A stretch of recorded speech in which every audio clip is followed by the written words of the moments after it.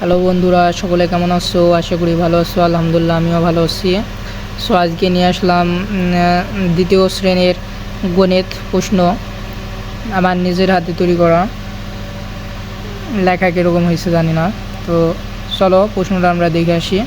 আজকে আমার স্টুডেন্টদের পরীক্ষা ছিল, সেক্ষেত্রে আমি প্রশ্নগুলো নিজেই তৈরি করে তাদের পরীক্ষা নিয়েছি।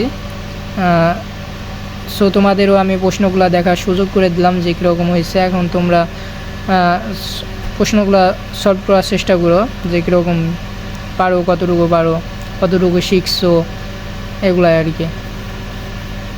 তো দেখো, প্রথমে 1 নম্বরে দেওয়া আছে সঠিক উত্তর তোমার খাতায় লিখো। 1 নম্বর কোন সংখ্যাটি বড়? এখানে 4টা সংখ্যা দেওয়া আছে 1 নম্বরে, 8, 10, 5, 9। এর মধ্যে বড় সংখ্যাটা লিখবা। কোন বানানটি সঠিক? এখানে দেখো 4টা বানান দেওয়া আছে 69। এখন এই 69 বানান কোনটা সঠিক? একটি সঠিক আছে, 3টা ভুল আছে। সঠিক অ্যান্সারটা তোমার খাতায় লিখবা। 1 জোড়া সমান কয়টি? 3টি, 4টি, 2টি, 8টি। যেই কয়টি হয় সেটা তোমরা লিখবা যে 1 জোড়া সমান কয়টি।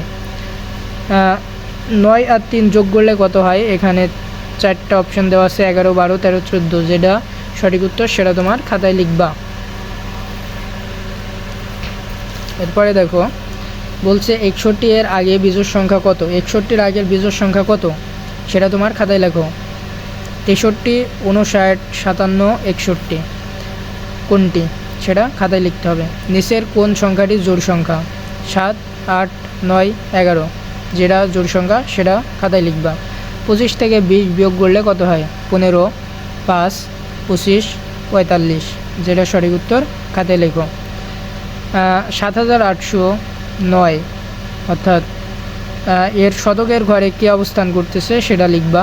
7, 8, 0, 9 শতকের ঘরে যে আছে সেটা লিখবা। বলতে 25 প্লাস ফাঁকা ঘর দেওয়া আছে ইকুয়াল টু 37। এখন ফাঁকা ঘরে কত বসালে 38 হবে সেটা। তো কত বসালে হবে? 11, 13, 15, 17। যেটা সঠিক উত্তর খাতায় লেখো। 10 নম্বর বলছে বিজোড় সংখ্যা কোনটি? অর্থাৎ নিচের 4টা অক্ষর দেওয়া আছে, এর মধ্যে বিজোড় সংখ্যা যেটা সেটা তুমি লিখবা। 37, 38, 36, 40। এর মধ্যে একটি বিজোড় সংখ্যা আছে, 3টি জোড় সংখ্যা আছে। বিজোড় সংখ্যাটি নিজে খাতায় লিখো। 2 নম্বরে বলছে অঙ্কে লিখো, অর্থাৎ তোমার বানান দেওয়া আছে, কথায় লেখা আছে, এগুলো তুমি অঙ্কে লিখবা।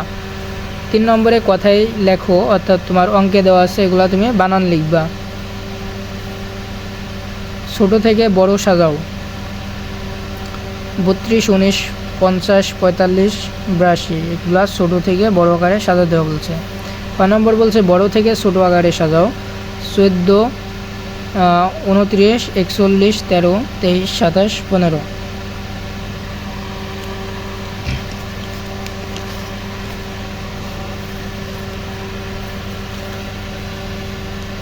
1 থেকে 10 পর্যন্ত ক্রমবাচক সংখ্যাগুলো লেখো। ক্রমবাচক সংখ্যা কোনগুলো সেগুলো লেখো। ক্রমবাচক সংখ্যা হচ্ছে তোমার প্রথম, দ্বিতীয়, তৃতীয়, এগুলা ক্রমবাচক সংখ্যাগুলো লিখতে বলছে। এগুলো 10টায় 10 মার্ক। যোগ দিয়েছি, যোগ 1 মার্ক করে, 5টা আছে 5 মার্ক। এগুলো 1 মার্ক দেওয়া উচিত হয়নি, তারপরে আমি মার্ক আর কি কম বেশি হয়ে যাচ্ছে, তো ওই কারণে 1 মার্ক করে দিছি। তাহলে যোগ করতে হবে, এগুলো যোগ করতে হবে। 5 মার্ক, 5টা অঙ্ক আছে 5 মার্ক। 596 প্লাস 312 সমান কত? 2 নম্বর 649 যোগ 161 সমান কত? 3 নম্বর 381 যোগ 269 সমান কত? 327 যোগ 285 সমান 185 সমান কত? 5 নম্বর 568 প্লাস 432 সমান কত? 7 নম্বর স্থানীয় মানগুলো লেখো। এখানে কিছু সংখ্যা দেওয়া আছে, এগুলা তুমি স্থানীয় মান লিখবা, যেগুলো একক, দশক, শতক, এগুলা স্থানীয় মান নির্ণয় করো। এখানে বিয়োগ দেওয়া হয়েছে 2 মার্কের। যোগ এরকম 2 মার্ক করে দেওয়া উচিত ছিল, যেহেতু নাম্বার বেশি হয়ে যাচ্ছিলো সে কারণে ওইভাবে দেওয়া হয়েছে। তো বিয়োগ দেখো, এগুলো 10 মার্কের, 2 মার্ক করে, 5টা দেওয়া আছে 10 মার্ক। 231 থেকে 48 বিয়োগ করলে কত হয়? 230 থেকে 90 বিয়োগ করলে কত হয়? 452 থেকে 378 বিয়োগ করলে কত হয়? 320 থেকে 280 বিয়োগ করলে কত হয়? 437 থেকে 273 বিয়োগ করলে কত হয়? আমি বলছে লিখিত অঙ্ক দেখো 5 মার্কের। রতন বাজার থেকে 77 টাকার মাছ এবং 37 টাকার সবজি কিনলো, সে মোট কত টাকা খরচ করলো? আমরা জানি কি মোট একত্রে এগুলা থাকলে কি করতে হয়? যোগ করতে হয়, যেহেতু মোট আছে সেহেতু এটা যোগ হবে।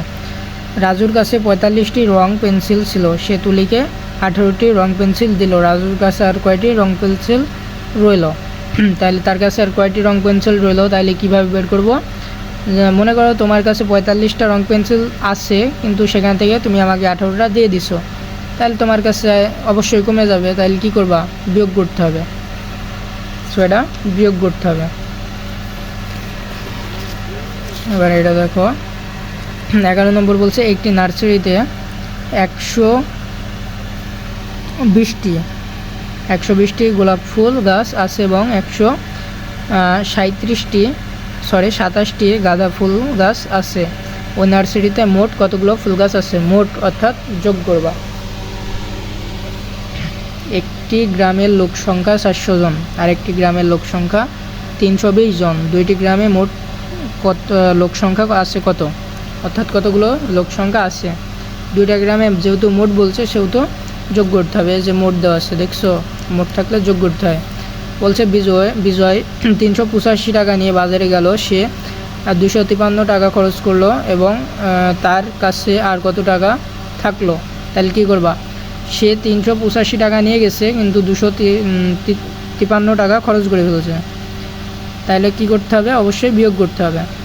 আমি বলছে 14 নম্বর যে 355 থেকে কোন সংখ্যা বিয়োগ করলে 245 হবে? এটা আমরা কিভাবে বের করব বলো তো? আমরা যদি 355 থেকে 245 বিয়োগ করি, তাহলে আমরা যে সংখ্যা পাবো ওই সংখ্যা যদি 355 থেকে আবার বিয়োগ করি, তাহলে আমরা 245 পাবো। অর্থাৎ এটা থেকে এটা বিয়োগ করলে তোমরা অ্যান্সার পাবা যে কোন সংখ্যা বিয়োগ করতে হবে।